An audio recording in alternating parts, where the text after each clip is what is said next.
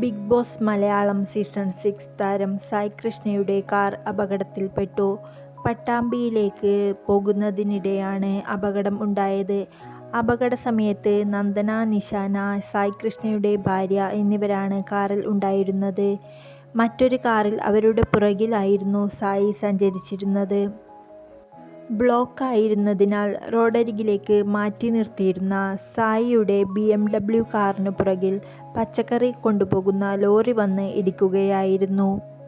അപകടത്തിൽ കാറിൻ്റെ പിൻഭാഗം പൂർണ്ണമായും തകർന്നു. പുലർച്ചെയാണ് അപകടം നടന്നത്. തലനാരിഴയ്ക്കാണ് താരങ്ങൾ രക്ഷപ്പെട്ടത്. നന്ദനയ്ക്ക് തലയ്ക്കാണ് പരിക്ക്. നിഷാനയ്ക്ക് ഇടിയുടെ ആഘാതത്തിൽ ശരീരത്തിലാണ് പരിക്ക്.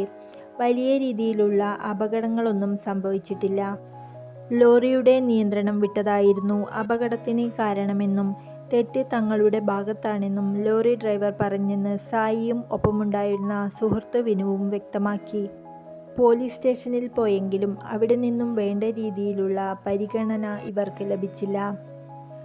വാഹനം ഇനി പഴയ രീതിയിൽ ആക്കിയെടുക്കാൻ ഏകദേശം 3 ലക്ഷം രൂപ ചിലവ് വരുമെന്നും പ്രീമിയം വെഹിക്കിൾ ആയതുകൊണ്ടാണ് യാത്രക്കാർക്ക് വലിയ രീതിയിലുള്ള പരിക്ക് പറ്റാഞ്ഞത് എന്നും സായിയുടെ സുഹൃത്ത് വിനു വ്യക്തമാക്കി.